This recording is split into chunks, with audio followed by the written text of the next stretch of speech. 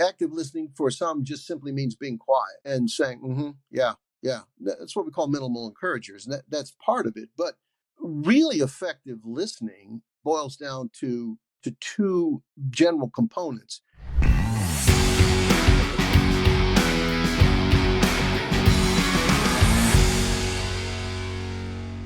All right, let's kick off today's show. Today we're talking with former FBI negotiator Gary Noesner about how to master emotions in a high-stress situation. Gary retired from the FBI in 2003 following a 30-year career as an investigator, instructor, and negotiator. He was heavily involved in numerous crisis incidents covering prison riots, right-wing militia standoffs, religious zealots, and more. He shares the number one attribute of expert negotiators with us today: why you need to focus on your emotions first to get to a rational outcome, how to move beyond solving problems to master negotiations, and what most people get wrong with active listening. Welcome to the show, Gary. It's great to have you. It's nice to be here. We were doing some prep for the show and listening to some of your earlier interviews, and I heard something really curious that you shared that I'd love for you to unpack for our audience. And you talked about being calm under pressure, even as a teenager. When did you realize that being calm was actually a tool in your arsenal? I don't know if I can give you an exact time. It's just sort of something that, how much is nature versus nurture. And my father was always a very calm guy in any kind of a situation that might upset others. And I suppose I inherited some of that. And early on, I just realized that not controlling your emotion in a really tense situation really did not contribute to getting the problem addressed or solved. So I just, again, I don't know how much is natural or it evolved in me to say that, to really be able to deal with this, I need to stay calm and think clearly. And when did you start to realize that was a strength of yours? Not until I became a negotiator in the FBI and, had opportunities to be involved in some very stressful situations, and then, come to appreciate that aspect of my personality was a very positive thing. I mean, I used to have people routinely say, "How do you stay so calm with this thing going on and somebody's life's on the line?" And I said, I don't know. I mean, I think it's a bit like a trauma surgeon, dealing with a very horrific situation that sort of puts their emotions aside and just focuses on the task at hand and does what needs to be done. And that's, I think, a similar way I approach dealing with crisis events in my FBI career. I think many people have seen movies about those situations and maybe kids have thought about it, but what was your journey into becoming a negotiator? To make a long story short, I wanted to be an FBI agent since I was a young kid, and something about the job attracted me: the prestige, the really interesting and ever challenging work that the FBI does. And all of that in combination really attracted a young fella that, this is adventure, excitement, challenge, all the above. When I became an FBI agent after going to college, negotiations was a brand new discipline within the law enforcement community. It started in '73 by NYPD, and the FBI pretty quickly glommed onto it and expanded the knowledge about it and spread it around the country and the world in '74. Well, I didn't become a negotiator until 1980, but the field was still in its infancy then. But something about it attracted me, and I got the training and, again, began to have experiences in operating in that capacity. And it just was a good fit for me. And it ended up later in my career becoming my full-time vocation within the FBI. And no regrets. Was that something that you grew into more in your role and felt more comfortable? Or was this something that you had known pretty quickly in getting involved? Well, a combination of both. Again, something about my personality and my attributes led me to believe that this would be a good fit for me, or this would be something that I would feel comfortable doing, resolving complex crisis situations using verbal skills instead of physical force. And then, of course, like any job, it's you learn as you do more and more, and you get exposed to more challenging events, and it solidifies your understanding of what works and what doesn't work. So, to say there was one, epiphany moment, that would not be correct, but certainly an evolving process for me, and I suspect most others. What's interesting for both Johnny and I in studying persuasion, influence, and negotiation is how often we're actually using it in our intimate relationships. And I know your wife is quipped, don't use your FBI techniques on me, but we're negotiating in all facets of our life. I think all of life is a negotiation. Of course. I mean, we're social animals. We, for most of human history, we've lived in groups of 100 people or less. And until modern times, the last several centuries. But prior to that, to live in that village of 100 people or less, you had to cooperate to mutual defense, bringing in the crops, fighting off the wolves or the aliens, or the enemies, whatever it might be. And in that process, we learned that we had to communicate, we had to resolve differences so we could work cooperatively, and some people, the basic rules of life, they feel came from the 10 Commandments. But I think that stuff is common sense. You want group harmony. You don't steal your neighbor's canoe. You want harmony. You don't, steal his wife or whatever it might be. These are common sense sorts of things that helped us to evolve and work cooperatively and advance societally as a people. So yeah, I think every aspect, as you say, your romantic relationships, your the two of you working together on this podcast, and it requires cooperation and making concessions to the other party when it's in your mutual benefit, and trying to appreciate their point of view. And somebody has a beef about something, you try to listen to it and understand and appreciate it before you respond. And these are just very basic things. Unfortunately, we too often allow our emotional reactions to become an impediment to that cooperative interaction. A lot of us, especially in these situations where we have an agenda or an outcome in mind that we are after, we often lose that ability to listen to the other side, see their perspective, and invest enough in the interaction to move the negotiation forward. And you've continued to level up on this skill even after the training and then putting it into practice. Were there some key lessons once you actually started using that training that really helped shape you as a negotiator? If I look back at my very early days as a negotiator, I think I probably talked more than I should have. I should have focused more on listening, which is the key element to successful negotiations. I think I became much, much better at that as my career progressed. If I'm talking, I'm not learning anything. I'm not learning anything about you, what's motivating your behavior, what you're angry at or frustrated or whatever brought you in conflict with law enforcement. You only do that by, asking open-ended questions and paraphrasing what the person has said to demonstrate I hear you and I understand what you're telling me. In addition to helping me learn more about you and eventually to leading to what solution we might cooperatively come upon, it helps demonstrate that I'm a good person. I'm not here to ruin your day, make life worse. I want to understand. It's a powerful, powerful tool, and it functions well in any aspect of society. I mean, if you're purchasing something in a store, you're having a disagreement with a family member, or crazy Uncle Charlie during Thanksgiving, whatever.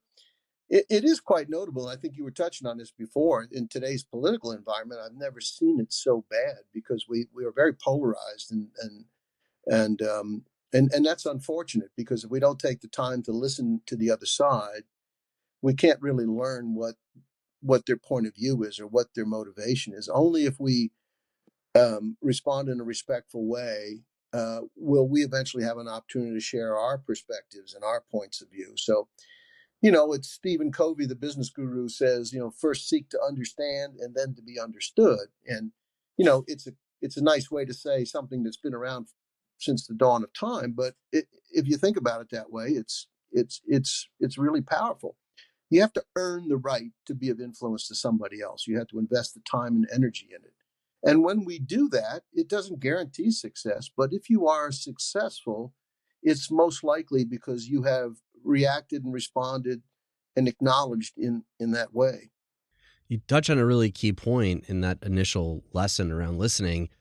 So often when we have that emotional surge of wanting something, desiring something that we're trying to get across, we feel this urge to talk more, to fill that silence with something. And what we work on with our clients is actually creating more of that silence. Yeah. Because that silence is the opening for the other person to share. You may be feeling awkward in it, but oftentimes in those tense moments, those negotiations, just sitting there quietly and letting that conversation breathe, the other side might share even more than they were willing to recognize or even wanted to, just by actually mastering the silence.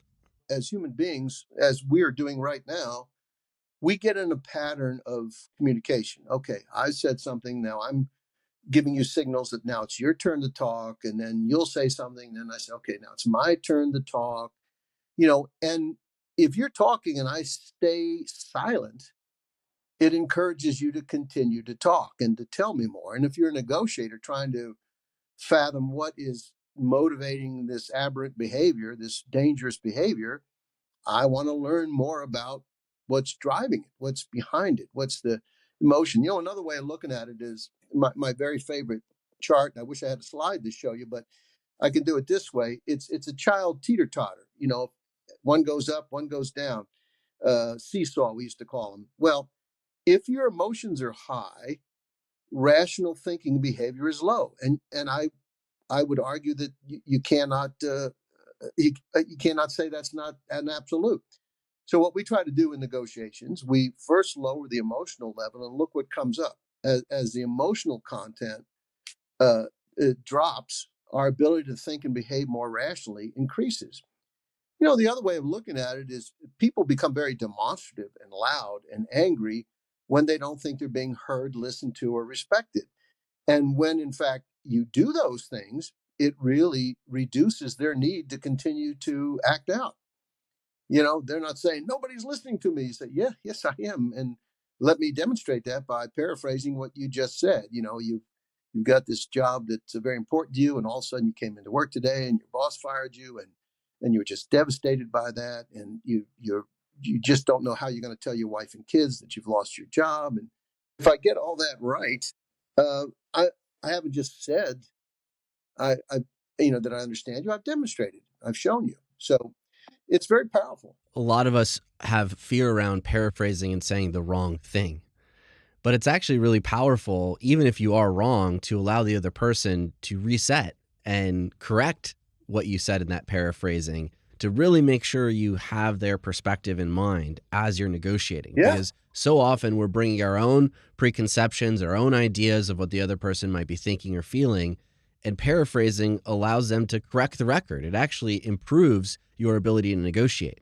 It's almost like a no-lose situation, because if I state in my own words what I think you told me, and if I get it a little wrong, then it encourages you to say, well, no, Gary, that's not what I meant. What I really mean is, I'm not disappointed. I just feel as though I've been neglected or misunderstood, whatever it might be.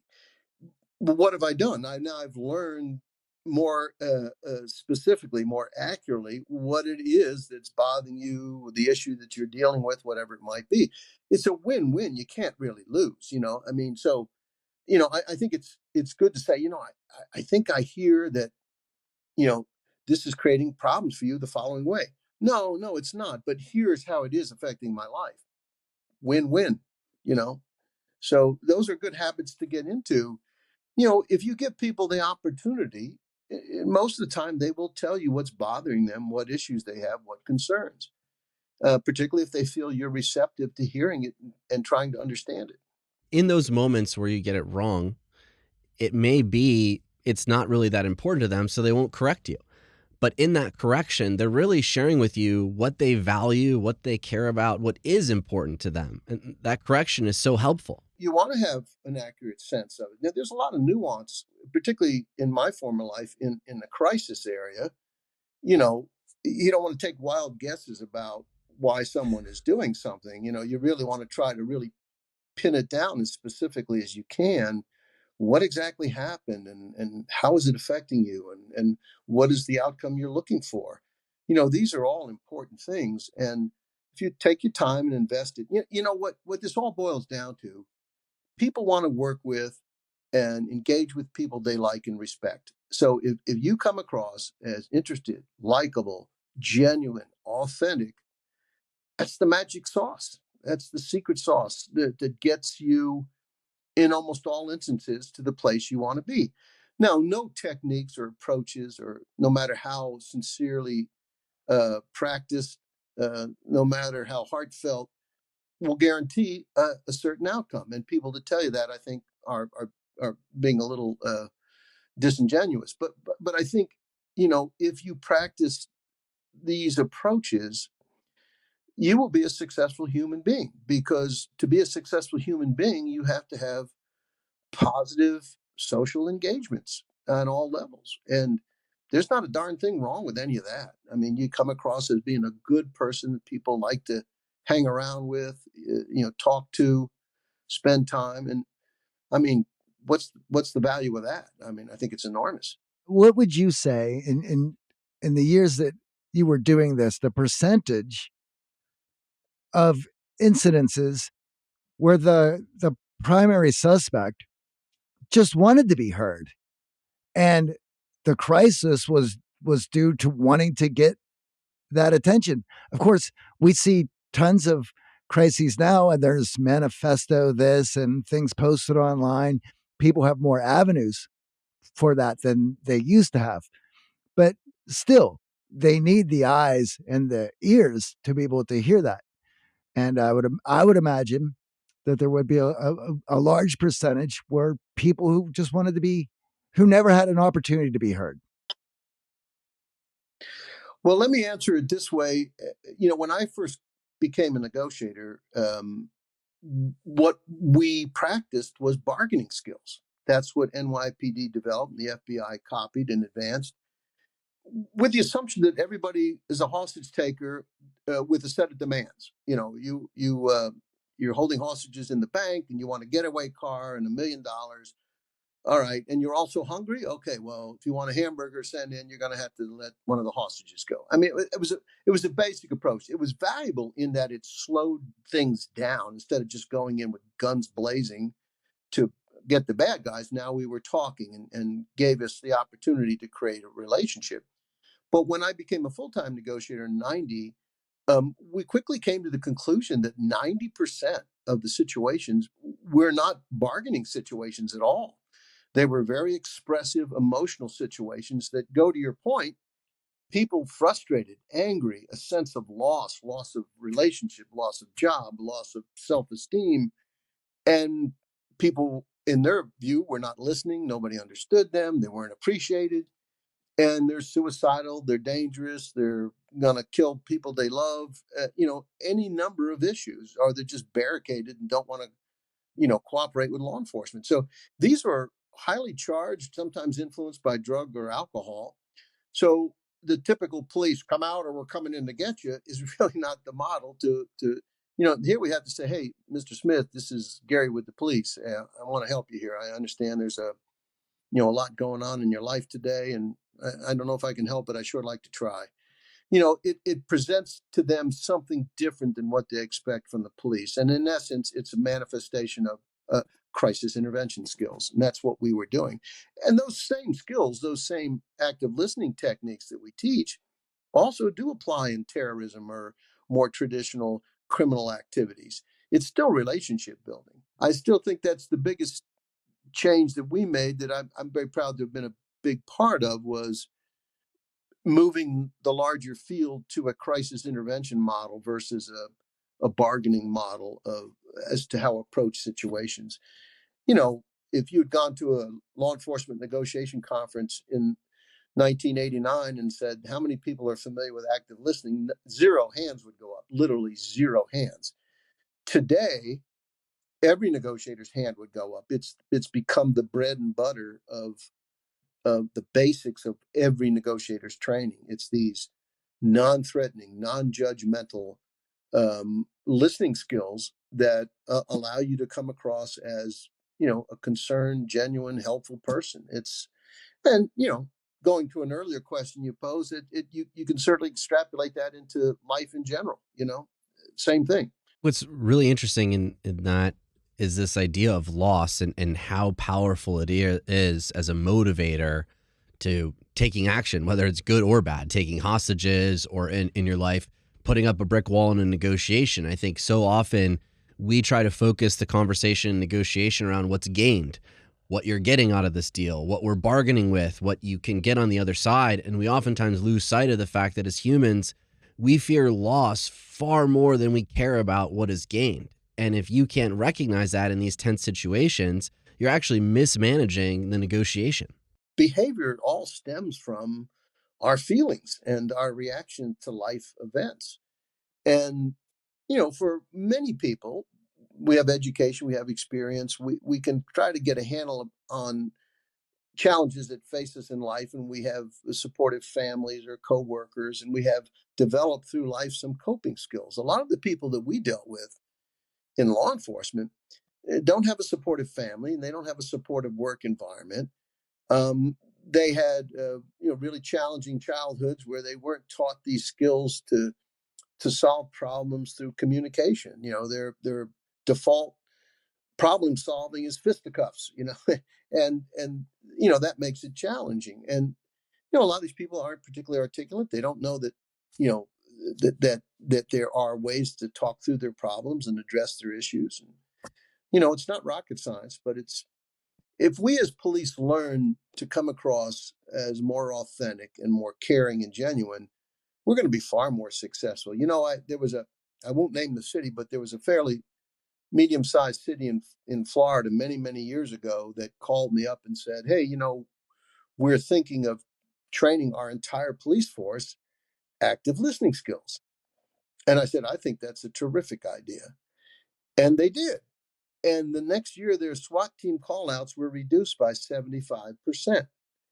Now, what does that tell you? That the officers that are responding to this domestic situation, this neighborhood argument, whatever, now we're armed with the skills to diffuse it to the point where we didn't have to bring out the special tactical teams and all their ninja gear, and I'm not criticizing it. Police officers spend a lot of time on firearms training and making physical arrests, but historically, there's almost no time spent on communication skills, which is probably the number one thing that we should spend time on. I'm not saying at the expense of those other things, but we should focus a great deal on teaching police officers, FBI agents, how to talk to people. I mean, we are in the business of getting cooperation, whether it's from a witness, whether it's from a victim, whether it's from a perpetrator. We want cooperation. How do you get cooperation? You slowly and patiently earn the right to be of influence. I'd love to hear from you. What do you think are some misconceptions that people have around active listening? Active listening for some just simply means being quiet and saying, yeah. That's what we call minimal encouragers, and that's part of it. But really effective listening is, I think, boils down to two general components. It's a restatement of content and a reflection of feelings. So you remember those two things. When I'm responding to somebody, particularly if it's a heated argument or a challenging situation, when I respond verbally, I restate what the issue or problem is from their perspective as I understand it. And then I wrap around that how they feel about it, how it's affecting them. If you do those two things, and we typically do them through paraphrasing, through emotion labeling, you sound really angry, or you seem confused, or whatever it might be, then people really come to see that we are, in fact, listening and understanding what they're trying to tell us, even though they may not be fully aware of purposefully trying to tell us that. Nonetheless, we're hearing what it is that's motivating them. I mean, it sounds so simple, and in many ways it is, but so many people don't understand how to use this positively. We've talked about this on the show before. Many people just naturally rate themselves as great listeners. Mm-hmm. Yeah. And because of that, they choose not to really develop and lean into that skill set. They focus a lot more on what they're going to say and the strategies of the words they're going to use. And what I find always interesting in that is there are definitely words that are important, but they also miss out on the tone and how they're actually using those words. And I know when it comes in these really tense situations, the tonality that you're using as a negotiator has a huge impact. It is human nature to begin to think about how I'm going to respond to something you just said. I mean, it's our brains just automatically start crafting a response, but you have to restrain yourself a little bit. I think it's kind of like a dance, a slow dance. Let the other person lead. Let the other person take you on the dance floor where they want to go.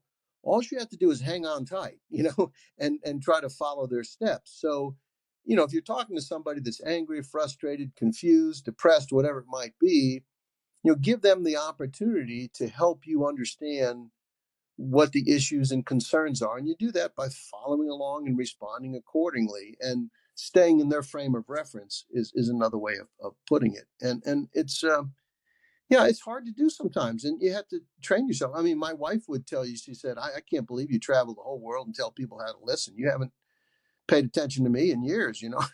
but, but we do take for granted people we love and have a history with.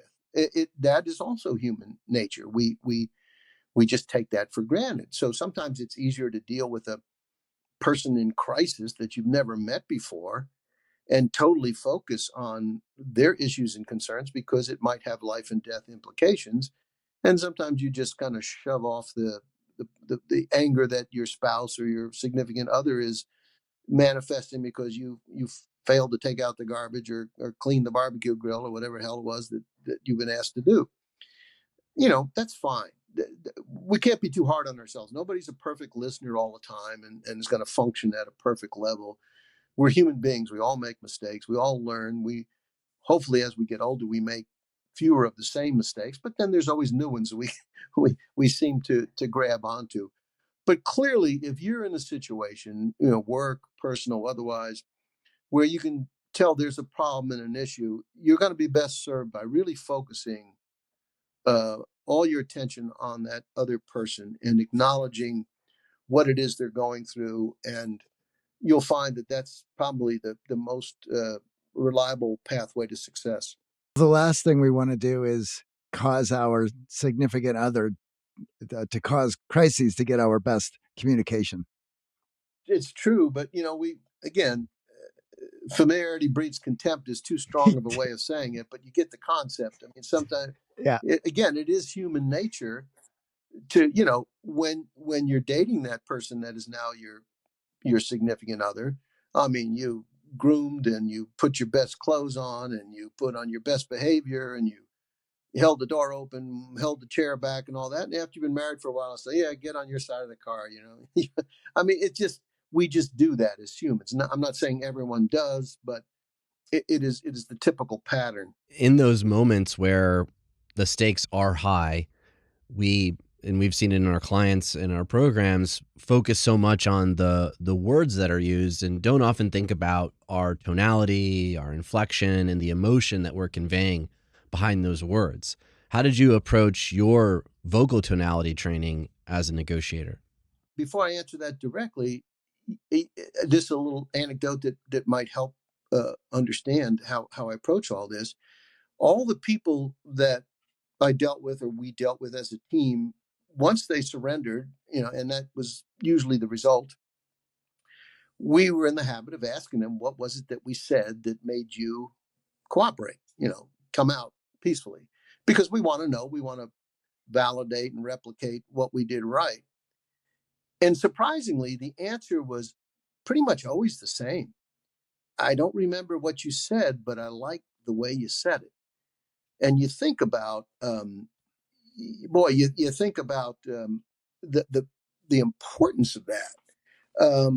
Your tone and your demeanor are often far more important than the specific words that you say. And I think we forget that.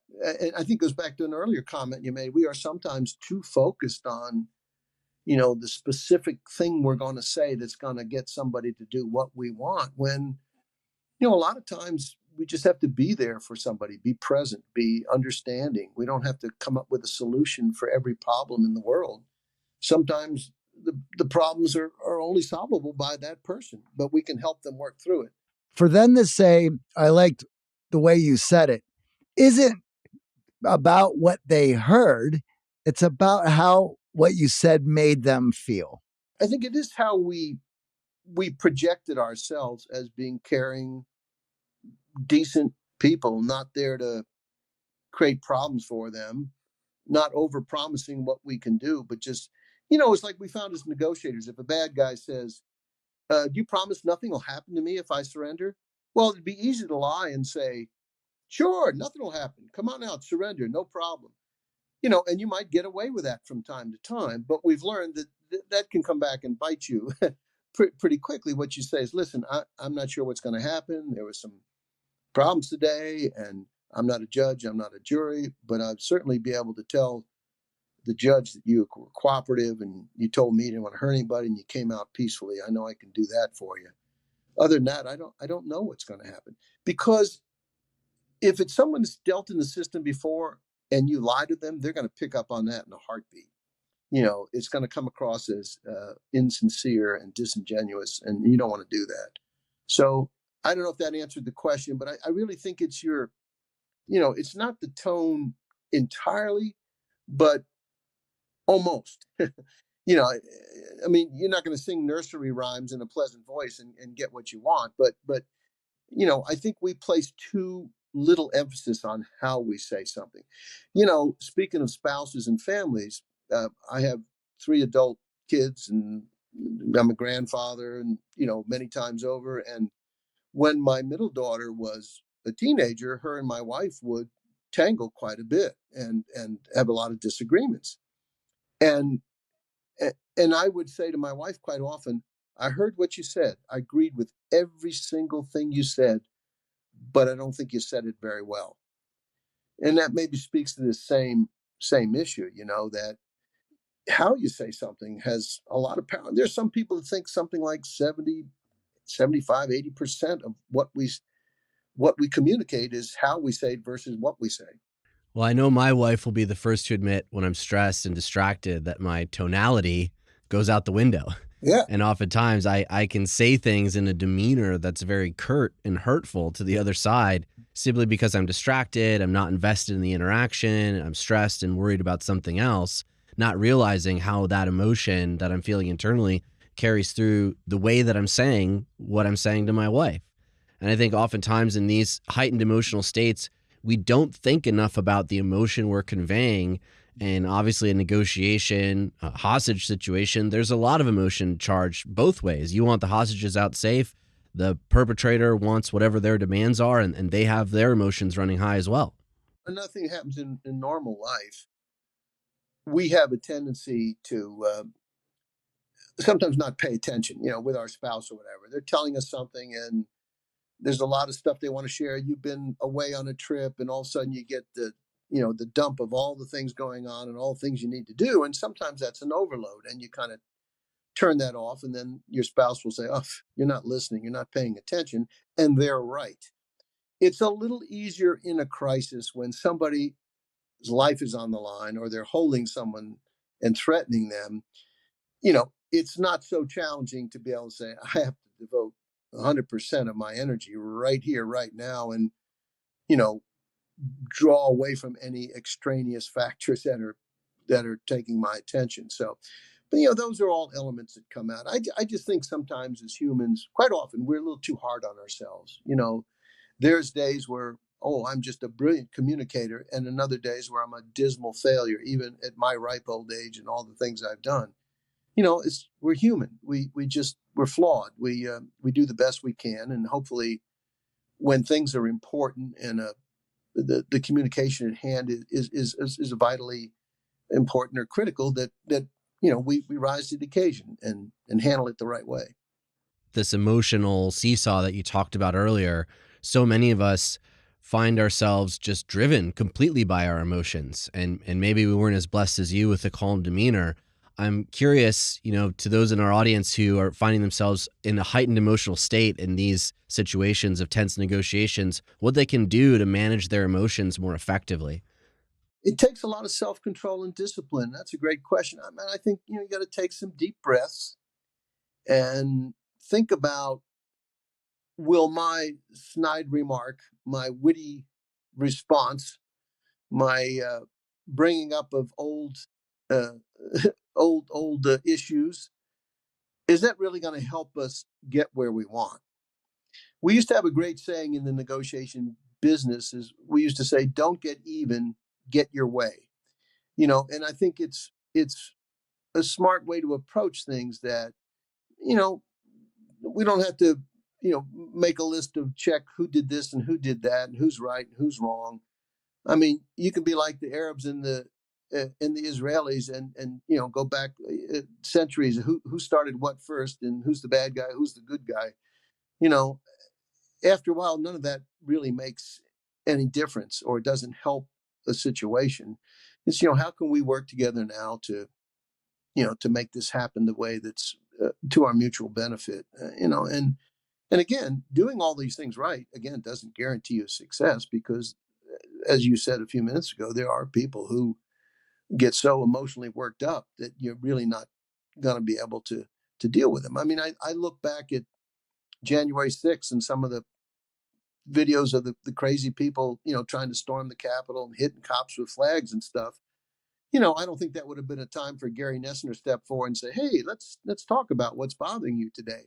I mean, there's a time and place, and that was not one of those places where somebody who was so emotionally worked up, whether it's a legitimate grievance or not, that's not really the time where calm, controlled, logical discussion is going to take place. It's just not. So sometimes if you get in that moment, it's nice to back away from it for a while. So, we've talked about some heavy things here. We're both very upset. I can tell you're angry at me, and and I'm also feeling a lot of stress and tension. Let's both think about this overnight and let's talk again tomorrow. And that's a perfectly legitimate way to kind of give things a chance to settle down a little bit and have you think more clearly. What we're sort of dancing around in a lot of this conversation has been bringing empathy into the equation. Yeah. And unfortunately, when we think about law enforcement and even some situations that you've been involved in your career, there's this duality of the force and the control necessary to keep the peace, and then the empathy that's necessary to solve the problem, to solve the situation.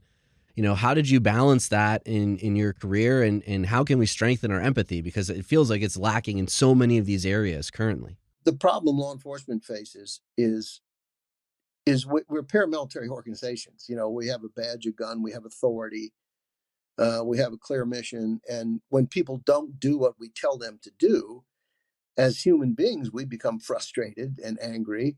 And in some instances, then police are too quick to use their force cards. Okay, I tried to talk to you nice. Now you give me a hard time. Let's see how this goes. And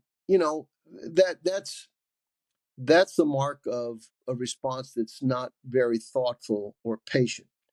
And again, there are situations, there are crazy, wild people that, logical discussion is just simply not going to be effective. But in most instances, the overwhelming majority, the behavior that we see that we don't like can be influenced by our own calm behavior. We can mirror, or people can mirror the behavior that we demonstrate, and if we act respectful and unemotional, then it's more likely to get a similar response from them. So I mean, it's tough, and I think it takes a lot of self-discipline to do that. But my law enforcement career, the most effective interviewers, interrogators, were people that had these communication skills, and they were able to get cooperation from people without hitting them over the head with a baton. And I see some of this stuff going on. I don't want to turn political, but I see some of this ICE arrest going on now around the country, and it really troubles me because it looks like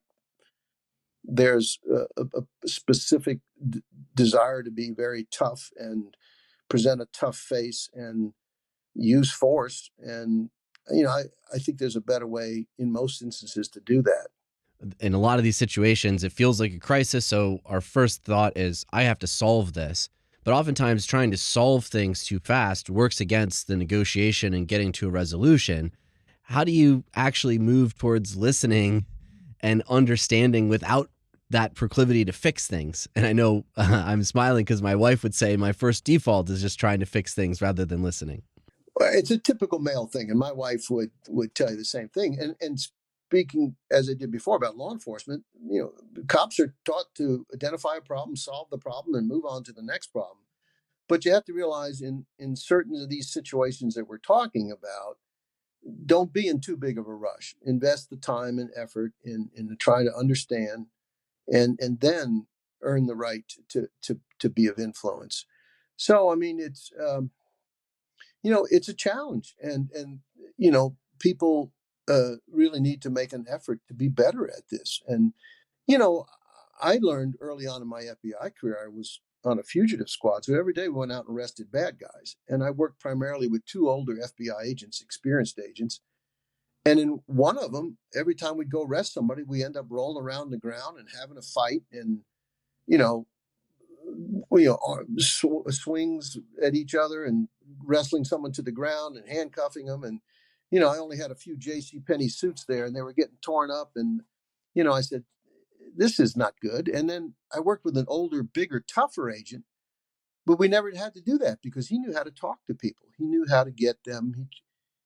He was a football player for Florida State University, but he was really, really good at communication skills, and he didn't have to use that muscle because he knew how to talk to people. So I learned really early in my career that was the model I wanted to embrace, rather than this always try to be the tough guy, roll around the dirt thing.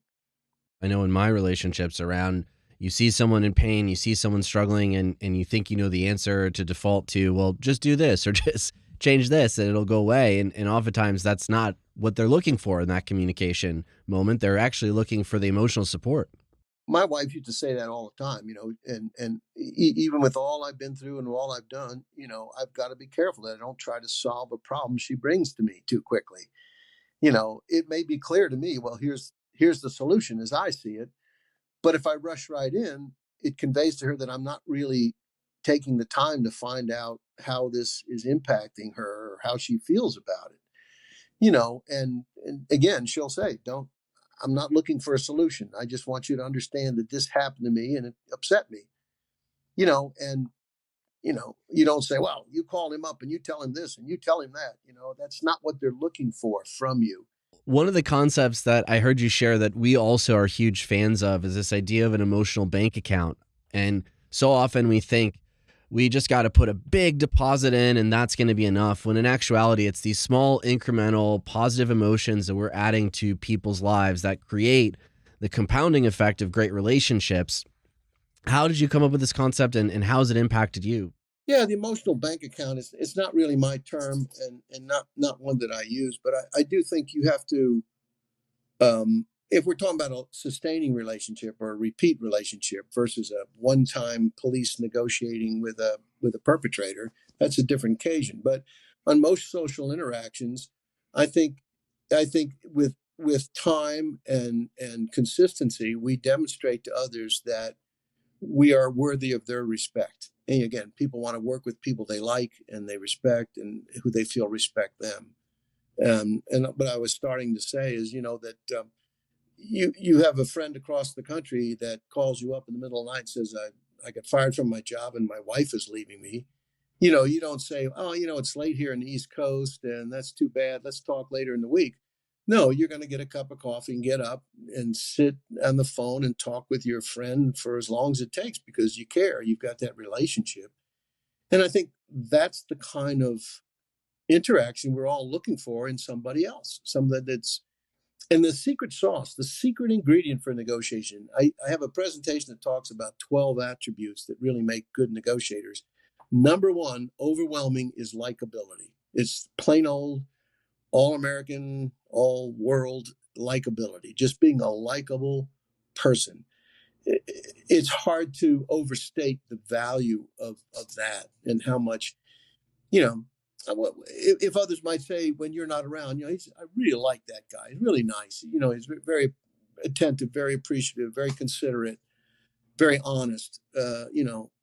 That's what you want to be seen as, and that's how you want to come across. And yes, if you've done those things consistently, they're going to carry a benefit forward for you. What can we do to increase our likability now, knowing that that's the most important attribute? You increase your likability by liking others, by looking for the good things. I mean, I've dealt with a lot of pretty despicable people in my life, but in almost every case, there's some likable aspect about that person if you look for it. Not everybody is 100% evil, bad. Maybe a Charles Manson or something like that. But I suspect if you sat down with Charles Manson, you'd probably say, that was interesting. I didn't expect to hear that from him. So you look for those positive qualities in somebody and try to recognize them and even point them out to the person, say, hey, you've really thought a lot about this. You seem like somebody that's very serious about this topic. And, I'm interested in learning more from you about it. That's how you do it. And when you engage with people in that manner, it makes you likable. But at the same time, you're liking things about them, you're acknowledging things about them, and it comes back and pays a dividend to you. Well, that's a great place to end it. Thank you so much for joining us. This was very insightful. My pleasure. I enjoyed talking to you both, and I wish you continued success with the podcast. Thank you so much, Gary.